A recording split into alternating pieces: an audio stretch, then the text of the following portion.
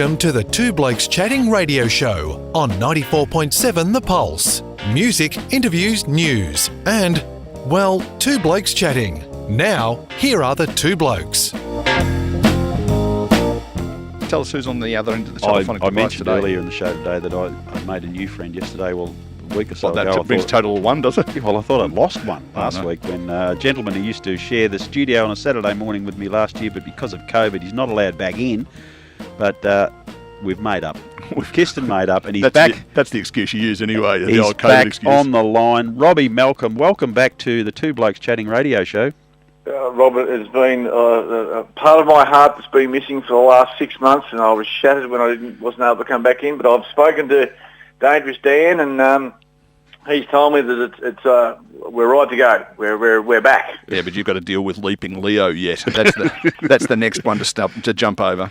Robbie, it's good to hear your voice again. It's good to see you still making runs, you old bugger. You are clearly one of the icons of Bellarine cricket. Probably you and Robbie Warren now, I think, probably head and shoulders above everybody else, aren't you? Oh, I'm a long way behind the greatest player of all time, Gabbett. But runs not flying that well at the moment, Rob. There's a couple better than noughts, but I was greeted by 5 blokes in the boundary on Saturday when I came out the bat, and I thought, I'm not 21 anymore. I'm 60 now, so I don't know what's going on there. But anyway, no, it's nice to be out in the middle, pal, and having a hit. And as you all know, at the start of the season, it didn't like we were going to get a start or whatever like that. But some great work by all the clubs, and everybody around has got the season up and going. And you've reached 60 and still playing, and that's a credit to you in itself that you've done that. I think it's good to see you setting an example like that. There's many would have thought, well, you silly old bugger, get off. But I say good luck to you, because I think it's important also for young people coming up through the ranks to have blokes like you around still, and not just leaning on the fence and abusing them. So good on you, and keep up. I hope you can play for as long as possible. The Bellarine competition, certainly healthy at the bottom end where you're playing, but continues to do good stuff, attracts good players, and the standard of cricket continues to grow. It's definitely as good a hard wicket competition I reckon you'd find anywhere in Victoria. And it started off pretty well. The side that we used to pump up a bit last year never quite got there, but Barrable are starting to look like serious contenders in A1, I would have thought. Yeah, look, they've certainly been the ones that have looked like challenging Anglesea. I think Anglesea, once again, are going to be the team to beat, but at present situation, battle a big game today between Anglesea and Barrable, and we'll see where they're at, both sides. But Anglesea with some great recruits. Lee Kendish has come on board, which is a fantastic recruit for Anglesea, and struggled a bit at the start, but struck form last week with 93, so good luck to some of those bowling attacks from the opposition when Lee starts to get used to the hard wicket competition.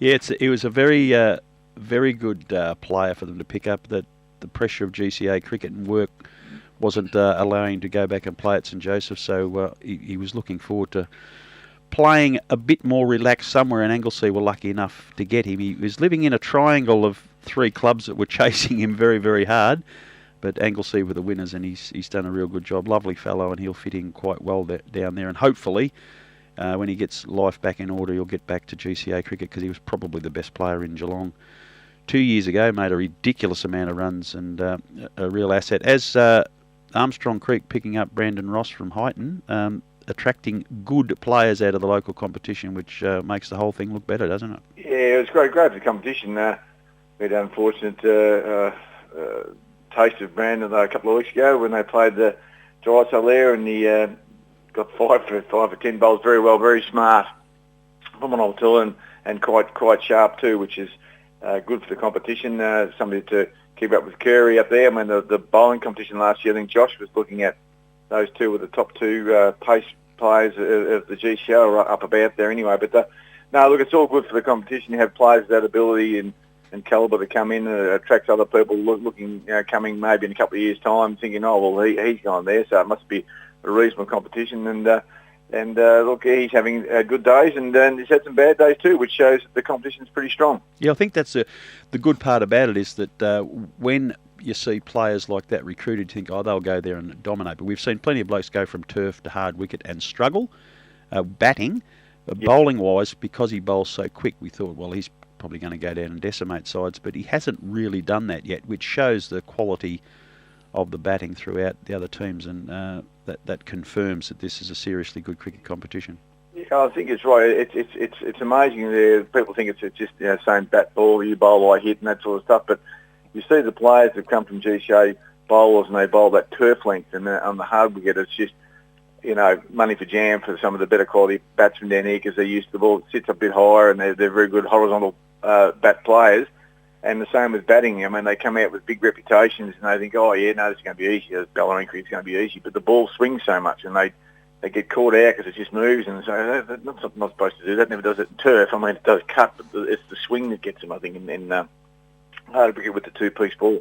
Robbie, let's talk about the clubs, because the COVID thing has made it difficult for them to function normally. You still got to make a quid to make the whole thing roll along. You're obviously heavily involved at Drysdale. How's it been for your club to get people together and get some funds rolling into the coffers? Well, it's been hard, Robbie, you say, limitations on people allowed in the rooms and after rooms, but we've been pretty lucky. It's been relaxed in the last couple of weeks, as we all know. But I mean, the thing that we found early on, because the association has three different levels of governance, you say, like you've got Surf Coast, you've got City Great Geelong, you've got Western Plains. They're all on different tracks. Some teams were allowed to have in their rooms, some people weren't. We had the problem with Little River being in the Wyndham Vale, and they weren't allowed even to play in the competition at one stage because they were, their ground was on one side of the wall of steel and the players were on the other side. But thankfully that got sorted out right thing there. But it is hard. It's getting a bit better now. I know at Drysdale we've started to get some more people back. Tees after the games, after training, and it all comes back. But I think the one area that people are struggling with is that they're feeling a bit obligated to ask their sponsorship thing because businesses have struggled and they're not going to get their bang for their buck, as you say, because there's nobody allowed to come in the rooms and that sort of thing. But I think it's getting better, and certainly Drysdale has improved in the last couple of weeks for sure. Little River, lovely part of Bellarine, isn't it? It fascinates me. No, Rob, it's Neil, by the way. Yes, Neil. It fascinates me as a relatively recent arrival in Geelong that the Bellarine Peninsula Cricket Association takes in Little River and Anglesey, but that's okay. Hey, I would have thought the other thing that would be, and the level of cricket that I played at, is not what you would describe as astronomically high. I would have thought that the fact there's been no footy being played on some of these grounds would make the outfields particularly, and some decent weather during the winter, would make the outfields probably as good as they've ever been. Some of the grounds, Neil, you're correct. I know Drysdale, who heavily gets used for football, was in pristine condition at the start of the year, which it takes. We're lucky we've got Santarana surface, and it's a magnificent surface at the end of the season. But with no football, it was ready to go right from the start because it does take a bit of wear and tear. But some of the grounds we've played on, I know that the first 11 played on, they've struggled to get mowed, and they're very thick because it's been so wet sort of in September and the grass has grown. So, but you're right, those grounds that have got the Santarana or like Port Drysdale and a couple of others, they've been in absolutely brilliant condition at the start of the year, and that's been a positive for cricket, I suppose, but a detriment for footy. Are the trees growing at the windswept oval where you play, Robbie, or is it still bit tough conditions out there? If you ever want to experience what a cyclone is like, come and play Saturday afternoon at Belcher's Road when there's a 5-knot northerly going, or southerly. It feels like a 500-knot northerly. But anyway, I reckon there'd be a few blokes who've played at Point Jelly Brown at Williamstown and take you on it. It will be magnificent. I don't think I'll see it, Rob, because I'll be well retired by then. But when the trees do grow, it will be great. It's a great ground, but it's a big ground. It's huge, and thankfully I didn't do what I did last year and got the hats on round one, and we had to run them all. But anyway, this year that's got it sorted out. Just on Neil's point, I think it's a very good thing. It's certainly unusual that you're driving, calling the Bellarine Peninsula and heading from Little River to Winchelsea and Anglesea, all playing in the one competition. However, it is a great thing, and I say again, well done to you and your clubs from the traditional BPCA that have been sensible enough to broaden the competition, because it's only going to make it stronger. It's proved that in the last 2 years you're as we mentioned earlier, seriously good comp for that reason. And it's giving these hard wicket club communities that we've mentioned the opportunity to play at a really high level, because the GCA were struggling to accommodate those clubs. That was the issue. They was very much centric around the turf cricket, and I think they're probably better at it now, and there may be a stage where you and I are still alive that we might even play local cricket under the whole umbrella of under one umbrella, I mean. But at the moment it is what it is, and there's a Premier Turf comp and a Premier Hard Wicket comp, and the fact that it covers such a large area is certainly a good thing. It's an unusual thing, but it is a good thing. I don't think it's bad. It just seems really, really funny. Yeah. You know, up in Melbourne, the competition I played in the Eastern Cricket Association, and the hard wicket comp up there was the Box Hill Reporter District Cricket Association, named after a newspaper that was last printed in 1872 or something. And the Box Hill Reporter District Cricket Association did not have a Box Hill team in it at one stage. There was East Box Hill at one stage, but you know it was ridiculous that it was called the Box Hill. Why they didn't call it the Eastern Hard Wicket Cricket Association, like you could call this one down here, you know, the Barwon Hard. I don't think it's a slur on anyone to call it hard wicket. I think that's fine. It's just bizarre. No, it is. There was a period of time where it probably was looked that way, but it's definitely not now. And I certainly have no connection whatsoever to the BPCA, but I would hate to think that the name would be changed just to accommodate that. I think the tradition that's attached to it should remain, and the other clubs adding to it do that. They add to it. They don't detract from it. So well done to you all again, and may you continue to prosper because of it.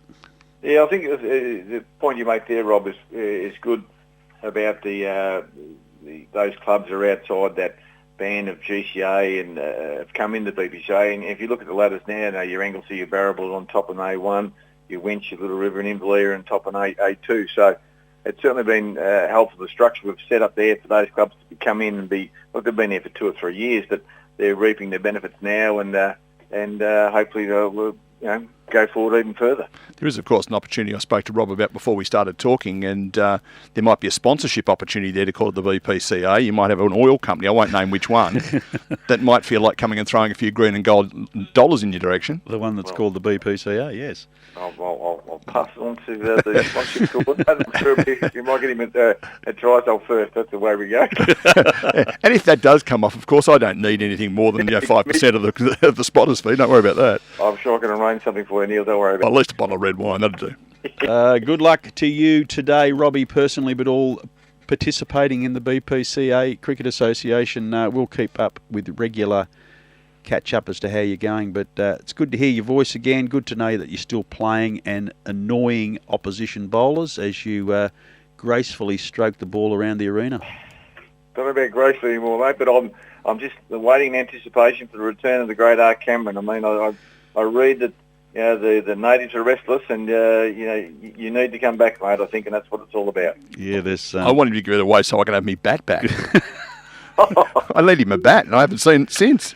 No, it's still in the garage, waiting. I don't know. I think I might officially retire at Christmas. I haven't been near the club at this particular stage, which is embarrassing in one sense, but there's another good reason too, because I'd get selected if I was.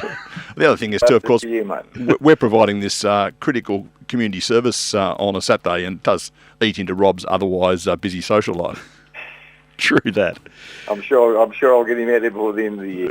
Robbie Malcolm, good luck, mate. All the very best. Thanks for your time this morning. We'll catch up with you in a week or two and see how things are tracking on BPCA News.